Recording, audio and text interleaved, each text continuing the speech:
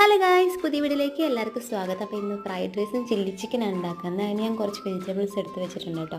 പിന്നെ ഞാൻ chilli chicken അരിയുന്ന നീളനെ പോലെയാണ് അരിഞ്ഞിരിക്കുന്നത്. അതിൽ ഉപ്പ്, കുരുമുളക് പൊടി, മഞ്ഞൾപ്പൊടി, മുളകും പൊടി, പിന്നെ അമ്മയുടെ ഒരു മസാലൻ്റെ അത് മുട്ട, പിന്നെ സോസും വിനാഗിരിയും കൂടെ ഒഴിച്ചിട്ട് മിക്സ് ചെയ്ത് വെച്ചു കുറച്ച് നേരം. അതിനുശേഷം അത് ഫ്രൈ ചെയ്തെടുത്ത് വെച്ചു കേട്ടോ.